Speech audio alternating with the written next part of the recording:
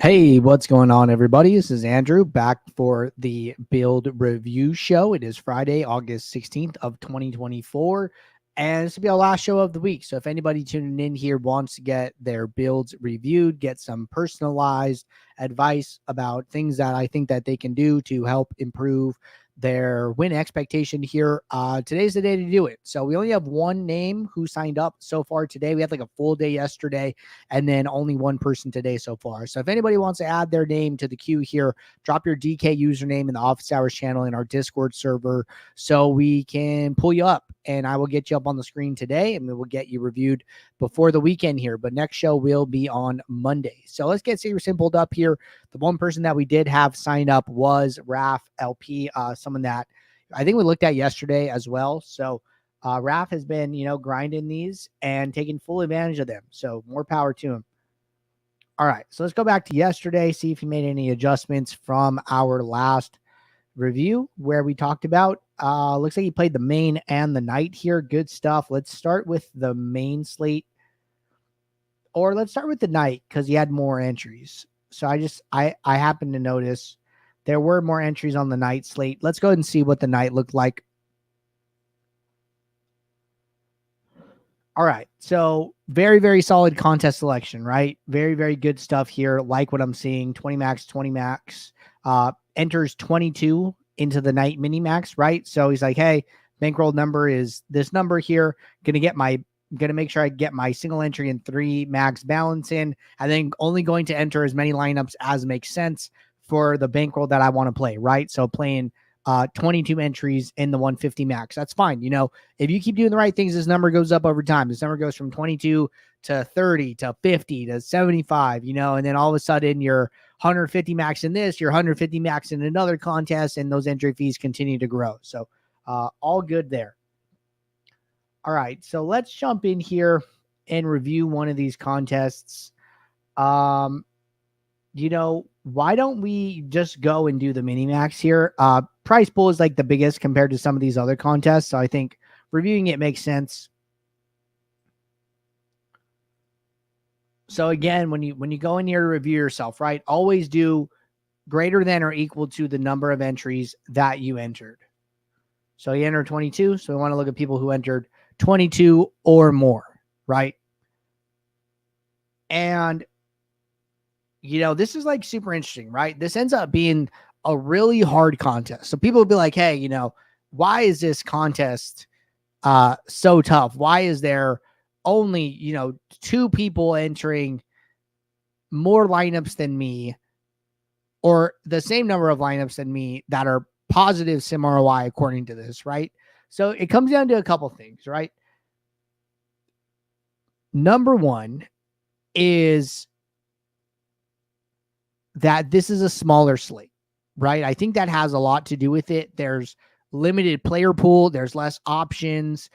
There's only, so many different ways that you can go for this slate. I think that has a lot to do with it. You see that, average dupe starts to creep up a little bit, less unique lineups for a lot of people, even like, 99 out of 148, 110 out of 147. You're just going to see more dupe sets here, right? Even though average dupes is low, lineups just begin to get replicated a little bit, right? I think that hurts sim ROI overall here. The other thing is the size of this contest, right? This contest has 11,890 people, but you can 150 max it, right? So if you come in here and you look at this, and I'm pulling up my screen, my full screen, so I can pull up my calculator. So it's 150 max, right? So if I take 11,890 and divide that by 150, let's say that, everybody who played this 150 maxed it, right? It would only take 79 people to max out this contest, approximately 79 people.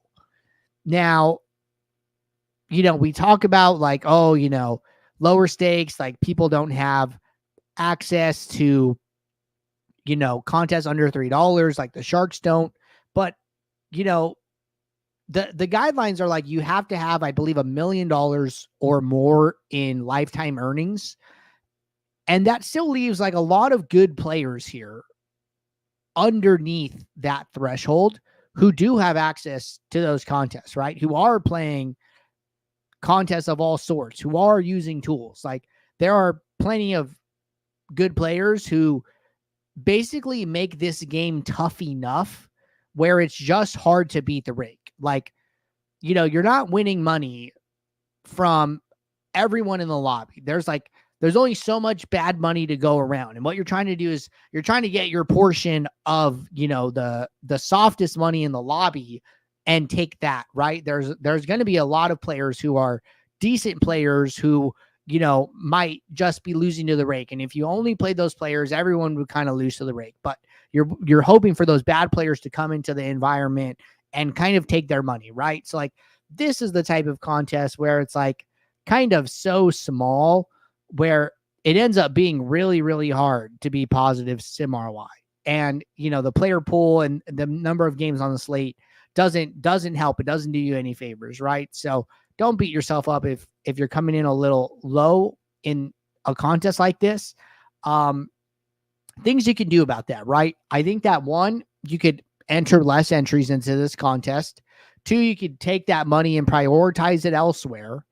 Or, 3, just like not play it at all, right? So it's stuff like this, this review that's going to give you that insight to help you understand like, hey, what is this a good contest to play? Should I prioritize it, et cetera here, right? So I'm actually wondering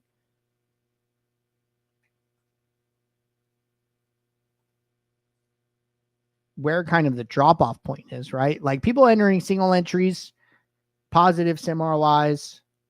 We see some people with 2 in like the 5 to 10% range, 3 lineups, 6 lineups.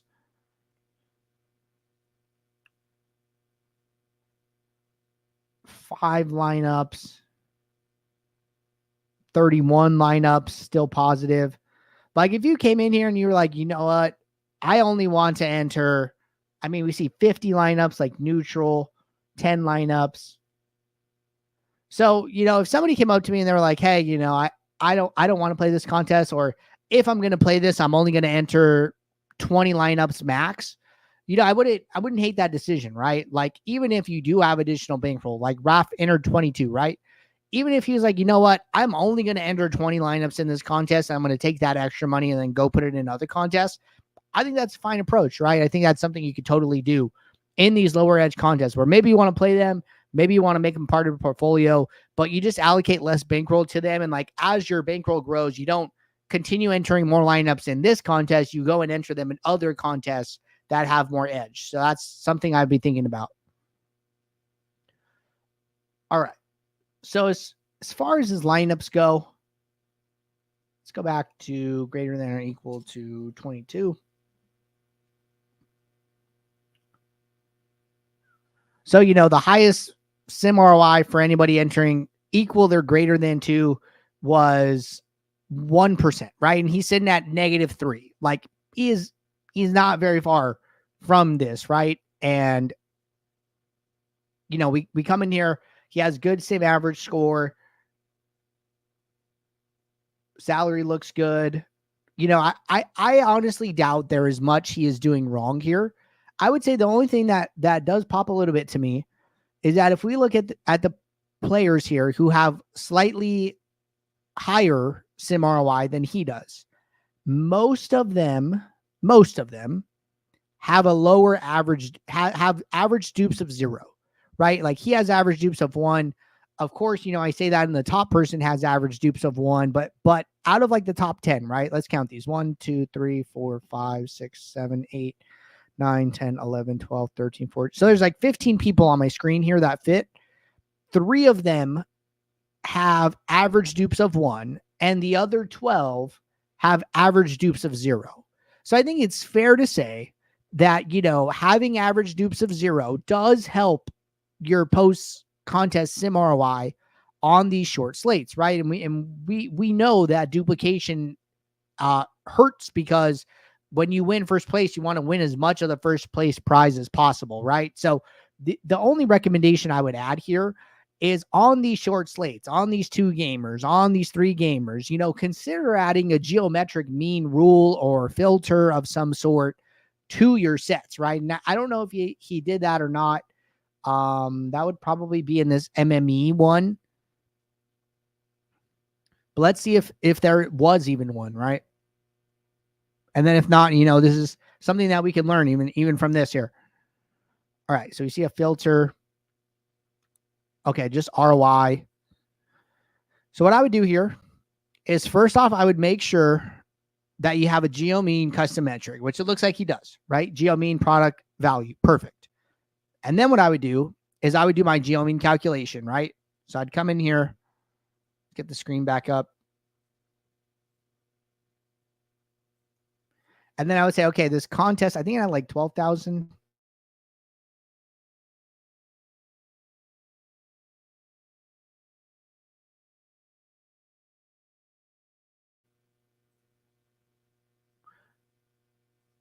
Okay, so 12,000 entries in this contest, right? So then what I would do is I would say, okay, hey, I don't want to play lineups that are going to be duped, right? So the way I like to do it is do 2 divided by 11, 890 here, which was the contest size. Take that to the power of 1 divided by 10, right? 1, 2, 3, 4, 5, 6, 7, 8, 9, 10, 10. 1 divided by 10. Okay, so we have the number for 2. And then I want to go and get the number for 1 as well. So 1 divided by 11, 890 to the power of 1 divided by 10. 39.1, right? Okay, great. So I have these values here, right? So then what I could do, and let me just move this off. Just come in here. Let's see if it even has an effect. I'm actually curious. Okay, show lineups with GeoMean less than, and we'll do the 0. Actually, it should be 39. 39. Okay, so that had no effect. So what do you do then? Well, now if this doesn't have an effect, but you are noticing that you are duplicating in your post-contest sims, then what I would do is I would take a little bit different approach, closer to like what we do with like projection, where you just start lowering this number until you start filtering out a certain number of lineups. And because we know we're already like past 1 dupe, I'd be a little bit more cautious with it. Probably try and stay in like 5 to 10% range here. So let's say like, I take this and I go down to, I don't know, 35 maybe. No. Try 30. So we're way past the average dupe calculation, right? But we basically want to use this until we have an effect on our lineup. And it looks like at here we have, right? I dropped this to 25 GeoMean, and then we dropped 3 lineups out of our 22. So we had 22 here, dropped down to 19, and then back to 22. And then we had 180 lineups in the trash. Maybe I'm fine here, right? Maybe I'm like, you know what? 180 in the trash is fine. Or I could go just like a little bit further, maybe like 24 now, get to like closer to like 10%, right? Where it's having an effect, right? So at 24, we dropped another 5 lineups. So we've dropped 8 of our top 22 lineups by having this GeoMean filter that's gotten rid of about 8% of our pool lineups here. I think that's probably enough of an effect to get rid of like 8 out of your top 22, getting rid of like 8% of your pool. So even though, we're not using the GeoMean formula at this point, we're going beyond that. We're basically using GeoMean until we have an effect, solely because we understand that, hey, we keep getting duplicated even though we're using this filter. Maybe we need to use it a little bit differently, right? So that is possibly something that could help there. So think about that on short slates. If you're seeing you're in the post-contest sims, you're not playing very many unique lineups. All right. Good stuff there. That was our only person who signed up here. So appreciate you guys tuning in. Looks like it's going to be a short one today.